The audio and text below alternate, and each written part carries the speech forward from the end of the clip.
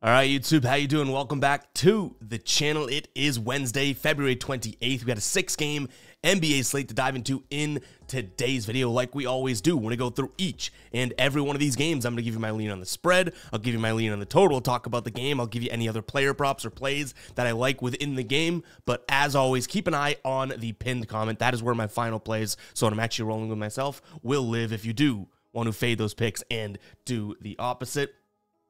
Last night, I guess we can describe it by saying it's a meh night. We go 2-2. Evan Mobley over 24.5 PRA. That cashes. Donovan Mitchell, his over 2.5 threes. Paid a lot of juice for that one, but that cashes with ease. And then Kristaps Porzingis, the volume just wasn't there. He made a three early in the game, and I was like, all right, here we go. We're cooking. That trend comes to an end because we had hit that, like 4 or 5 games in a row. Then the Mavs and the Cavs, say that 5 times quick. The under does not cash. They had a big fourth quarter, but a 2-2 night, not going to kill us, but we want to be a little bit better. In terms of the ride of the day, I hate dropping the womp womp here. I hate dropping the womp womp. We had Nick with the ride of the day, and unfortunately had Anthony Simons over 31.5 PRA. Anthony Simons finishes with 31 total, which is just a kick in the you-know-whats. He said bet the mortgage on it. I was like, all right, I'm riding with it. That's a tough way to lose the mortgage there by having 31. I think he shot the ball a million times too, so the volume was there. But unfortunately, it does not come through. If you guys do want to be the ride of the day, you don't know what the ride of the day is, all you have to do is use hashtag ride of the day in the comments. I'm picking one person's pick, jumping on board with your pick and giving you a shout out in the next video, win or loss. I'm also giving you a shout out over on Twitter. If you want to follow me there, it'll pop up throughout the video right here at EvGuyBoss, and that information will be in the pinned comment as well. Shouting you out over there. And if the thing is, if you keep winning, we continue to ride with you with the ride of the day. So make sure to go ahead and drop those hashtag ride of the days in the comments. We are yet to get on a little bit of a streak after we had picked it with the 6-win streak. So let's get some dubs in the comments today. I know we had plenty of winners in the comments. It just comes down to ones that I ride with, right? So keep those coming, guys. Hopefully everyone will get their shot at some point. But hit that subscribe button. Hit that like button as well. We just passed 58K yesterday, so thank you so damn much. Pumping some crowd noise to celebrate that. We're going to continue to grind our asses off, guys. So go ahead and hit that subscribe button and hit the like button as well. Let's run up the likes here. Hit that like button for good luck. We got the Pacers taking on the Pelicans. Pelicans are on a back-to-back here, so that's definitely worth noting. They're coming off of a win against New York, 115-92. Indiana coming off of a loss against Toronto a couple nights back. Indiana has been at home here. This is their last home game. Then in a couple days, they have this exact same matchup, only in New Orleans. I have a feeling this is the type of 2-game series that they split. I'm going to lean towards the Pacers in this spot. Now, the way that I arrived at that is, one, I was kind of surprised that the Pacers were such strong favorites. I looked into the injury report here. CJ McCollum is questionable here. I believe Alvarado is still suspended, if I'm not mistaken. And then on the Indiana side of things, Neesmith is really the only injury to note. So CJ McCollum, I don't know if he makes that big of a point spread swing, right? Didn't play last night either, and they still won. So kind of surprised that the Pacers are such strong favorites here, and I guess we'll trust it. This actually opened up at, I think, 4.5 on FanDuel, and it's moved all the way up to 6. So it's like books are not giving out these, tickets lightly for the Pacers here. So I'll lean towards the Pacers minus the 6 points. Total sitting at 238. I think you gotta assume that if the Pacers want to play Pacer basketball, they do push the tempo. You have two teams of different sort of statures here. Like, yes, the Pacers want to run and gun, and New Orleans is definitely much more of a team that will play half court if they need to. But if the Pacers are 6-point favorites and that line's even moving, I think if the Pacers win this game, it is a high-scoring game. So I'll lean towards the over as well. Those also kind of inversely correlate as well. Like, the fact that the total is at 238, it kind of tells me that the books think the Pacers are going to drive up the pace, which helps that minus 6 point spread as well. In terms of player props, nothing really jumps off the page to me. I do think that this is a Pacers team that has been scoring in the paint well, and this is a New Orleans Pelicans team that kind of stops that. So there goes a little bit of an advantage if you wanted to look at someone like a Siakam or something like that. But yeah, no major player props jumping off the page to me. I could be talked into potentially looking at like a Zion over in points plus rebounds, but again, this is just kind of, digging and trying to pull something out of nothing, because I don't think there's any true value, at least what I've looked at early this morning, of player props that jump off the page. All right, next up we have Toronto taking on the Mavs. The Mavs are on a back-to-back in sort of like a thrilling game too against Cleveland last night. Toronto just was in a pretty good spot against Indiana, who was coming off a back-to-back. They're 5.5-point dogs. They win the game outright, right? That was in Indiana, too. They win 130-122. And though I think the Mavs are by far and away the better team than Toronto, I think that there is another good spot for them here. And keep in mind, they are in a back-to-back, so keep an eye on the Dallas injury report here. But I'm going to take Toronto and the points. Yes, it could be a psycho pick here. I don't think it's worthy of the psycho alert alarm. They're only 3-point dogs. But yeah, I do think that, Dallas on a back-to-back, they could be tired after a kind of grueling game. The one thing that I like to give you guys both sides of the argument that would kind of put my, thought process there to bed is the fact that Dallas has covered in 67% of their games on back-to-backs this season. Okay, so there, that kind of throws that out. But I still think that, Toronto has the value in this spot. I don't want to lay the points with Dallas. Does this become a final play? Probably not, but I do think Toronto probably wins the rebounding war, the paint war as well. And, their defense has been playing slightly better, I guess we could say, than the Dallas defense. So, yeah, I don't want to say that, I think this Toronto team is like totally underrated, but I do think that, they have kind of shown in a few games as of late, we could say, and they've won, 3 or 4 straight, that they have some sort of resilience and they can beat some of these teams. It's just a matter if Dallas plays like they got fresh legs or if they're tired from a back-to-back. So if you're on the Dallas side of things, I'm not trying to convince you otherwise. I just think it's a better spot for Toronto. Also going to take a peek at the over. This Toronto offense has been cooking 120 plus in 4 straight games. We know Dallas's offense can play fast and score a lot of points. They haven't really been doing it to like a crazy amount as of late, but I do think that this could be a good spot for them. Last time these two teams played was in early November. Toronto won that game 127-116. So yeah, I do like the spot there. That got 12 at like 243 or something like that.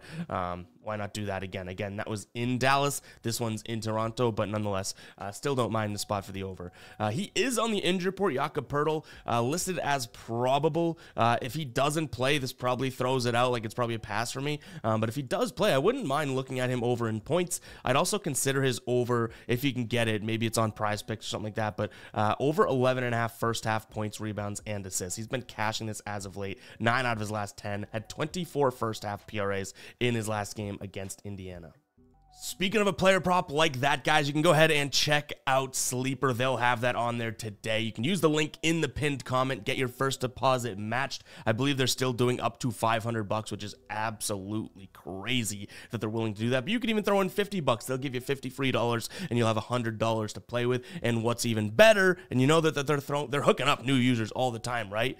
We got an Anthony Davis square today, 0.5 points. I do think Anthony Davis, his normal line is set at 21.5. I think he puts in a bucket today. Even if he gets to the line and scores 1 foul shot, guys, go check it out. You get that deposit matched, and you get this free square. They're dropping promo squares all the time too. Go check out Sleeper. That link is going to be in the pinned comment, guys, or you can just download the Sleeper Picks app and use code GUYBOSTON to get that deposit match as well. Check it out. That link is in the pinned comment. I've been using Sleeper for so long now, and it is one of my favorite DFS apps. I wouldn't push anything on here that I don't use myself. You guys see me use it in the shorts and on TikTok and whatnot, so go ahead and try it yourself. Quit sleeping on Sleeper. Jump on board. Link in the pinned comment.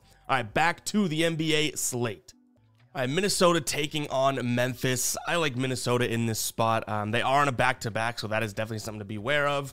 But this Memphis team, I kind of liked their spot. What was it? A couple nights against Brooklyn. We didn't end up rolling with it because I felt like it was too public of a play, and it was. Like, that took a lot of wind out of this, like, resilient Memphis team that I thought, because they had been covering a decent amount of games before. Obviously, they're losing plenty of games, so I'm talking against the spread here. But this Minnesota team is pretty much able to do anything that Memphis does, but better. 12 points seems like it may be a lot, but I could see this being like a 15-point Minnesota win. Last night, Minnesota doesn't cover that big number against the Spurs. No Karl Anthony Towns in that game. He's still on the injury report here, so obviously we want to keep an eye on that. But even if Karl Anthony Towns doesn't play, I'm interested to see where this line goes to. If this drops to, like, say, -10 without him or something like that, it's like it could be a spot in which we jump on very quickly. So I'll take Minnesota here. In terms of a total, 211.5 is like dirt low, right? Like that is super, super low. And you look at what both these teams have done lately, like super low games. Minnesota, 3 unders in a row. Memphis, I believe it is 2 unders or maybe 3, but one of them was a push, something like that. Both these teams trending in that direction. This is such a low number, though. Like, it's too low for me to consider pulling the trigger on the under. Even if Minnesota goes out there and scores 113, which is, like, not that high of a total, if Memphis can just get to triple digits as cash is. So I'm going to look at the over in this spot. Again, I can understand why this is a low number, right? But it's just too low. And Minnesota on back-to-backs here, they've cashed the over in 71.4% of back-to-backs this season. So you kind of got that going for you, too. I'll lean towards Minnesota and the over. Losing my voice here. In terms of player props, one that just has been a trendy pick, and I know he didn't cash last game, but still taking a peek at, I believe Tassos had him in the parlay, but taking a peek at Vince Williams. I do think you're going to get some value for his points total. It's 12.5 for plus money tonight. If this was a minus even 110 play, it's probably not something that tickles my fancy as much, but this is a guy that should have a decent amount of volume, and, you know, should be able to go out there and score 13 points for plus money. Again, if it was even a minus 110 play, it'd probably be something to stick away from. If you want to combine it with something else, like if you're looking at a stat that, you know, kind of looks good, I wouldn't mind looking at his points plus assists. Not that I think he's going to get a bunch of assists, but he's been dishing the rock as of late. His last few games here, 5 assists, 8 assists, 7 assists, 7 assists, 9 assists, 8 assists. Like, he can definitely rise that line up. And this line is 17.5, so definitely doable for him. Other player props here, I did bounce back and forth between a few here, but I don't really love anything. Zaire Williams under 15.5 points, rebounds, and assists is another one that I looked at. I don't really think that this is a good spot for him, and that line just seems a little bit too high. I think he's cashing like 8 of his last 10 to the under, but this is a game that could be blowout potential, so yeah, you might want to stick away from some of these. Maybe unders, like I just mentioned, are the look, but yeah, not the sexiest of games, especially because we're waiting on a lot of Minnesota props, waiting to see if Karl-Anthony Towns plays. All right, next up, we have the Bulls taking on the Cavs. I do think this is going to be a good game. Bulls at home here, 4.5-point dogs. Cleveland coming off of a nice win last night. Obviously, like I said, with the Dallas game, that's who they played. It was kind of a thrilling game. They win that one, 121-119. Chicago coming off of, so they were 10-point favorites against the Pistons. They lost by 10 points, so the Pistons got the better of them there. Chicago probably comes out a little bit fired up, but it's not enough points for me to kind of not look at Cleveland. Cleveland is, I think they've not covered in 7 of their last 10 games, but it's 6 straight right now. Like, they are looking for a cover at some point. Not that they're going into the game thinking we got to cover, but what that means is they're just not beating teams handily, right? Even when they should be beating a team, like they played Washington, they beat them by 9. That's probably good for them, but they were 13.5-point favorites. Like, they didn't go in there and spank them around. I think Cleveland, even though they're on a back-to-back, comes into this one with a little bit of an axe to grind here. So if this was like a 6.5-point spread, I probably wouldn't be touching it. But this is just a Cleveland team that should win. They won in the last meeting. I think that they've won all meetings this season. They've won a bunch in a row here.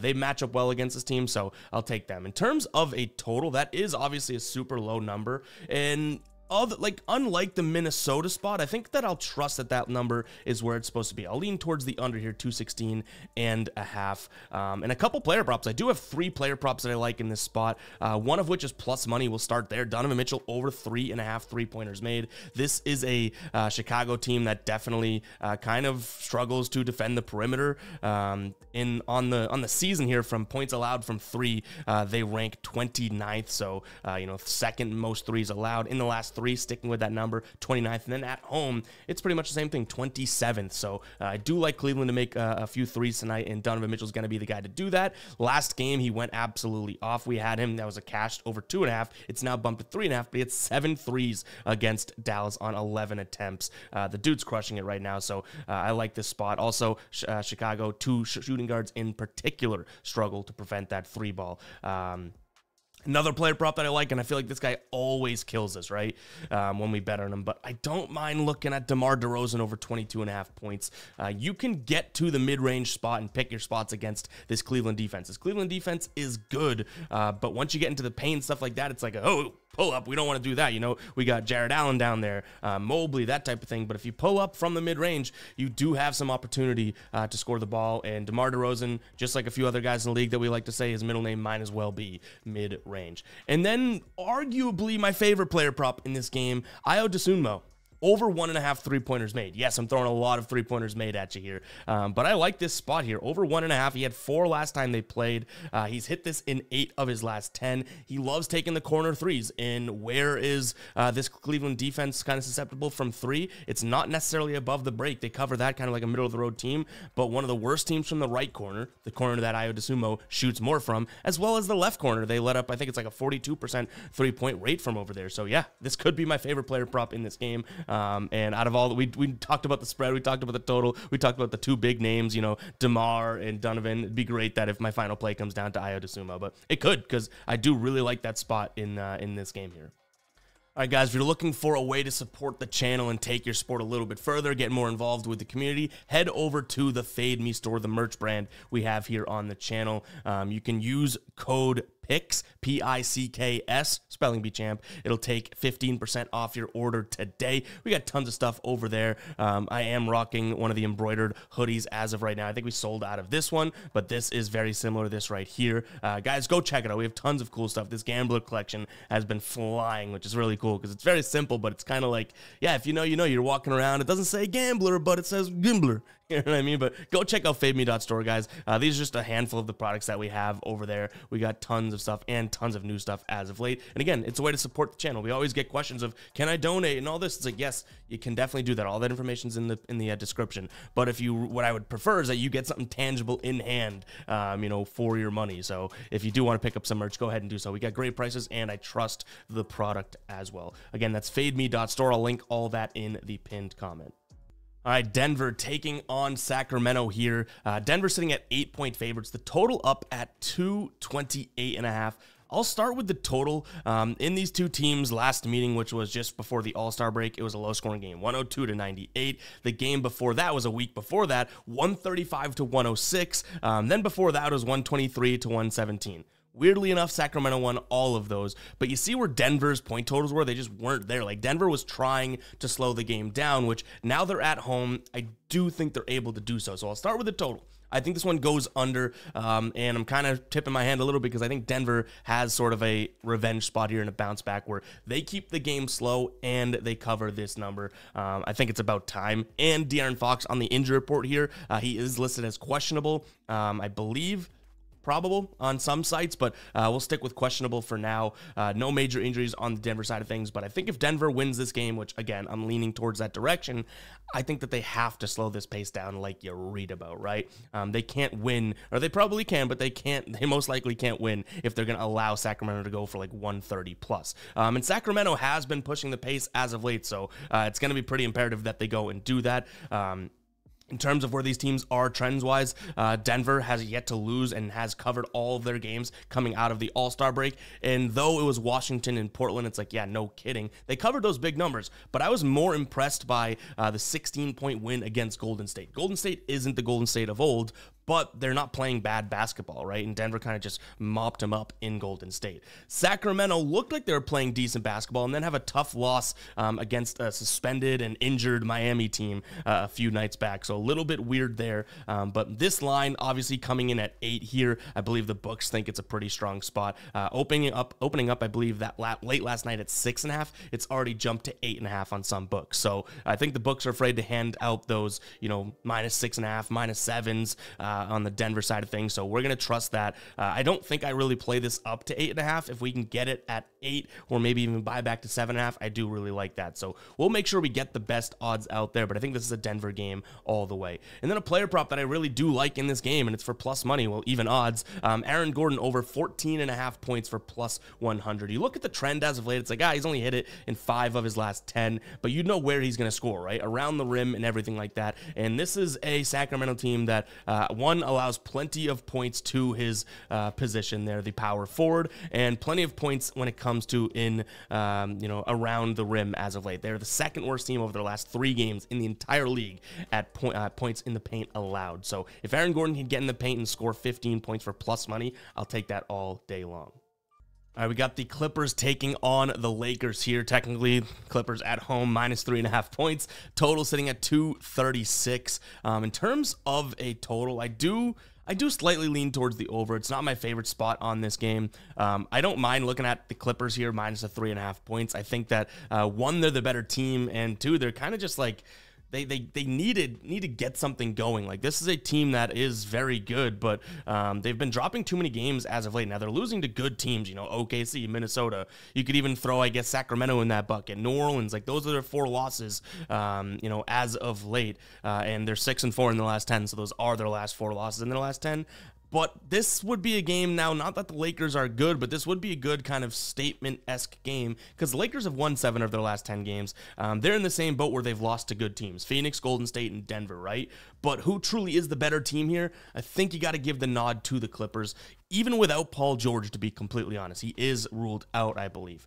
Injuries for the Lakers, LeBron James and Anthony Davis both listed on the injury report. We'll see if they play, but give me the Clippers here. And again, slightly lean towards the over. A couple player props, you know, I'm not hating here. One, and this is probably my least favorite of the 2, James Harden over 8.5 assists. He's cashed that in both games against the Lakers this season. And then one that I really do like here and definitely has a chance of being a final play is going to be LeBron James. Both, I have 2 stats for him that I like, both plus money plays. So plus 108 on FanDuel right now for LeBron, over 6.5 rebounds. He's hit that in 5 or 6 straight games, I believe, against the Clippers dating back to October 2022, right? And then if you want another plus money spot here, and I don't know if it's a little bit safer, but definitely more opportunity for him to get, over 14.5 rebounds plus assists. That's plus 105 over on DraftKings. So you have 2 plus money plays betting on a guy that, yes, he's on the injury report, but if LeBron James plays, I think he'll show up against this Clippers team.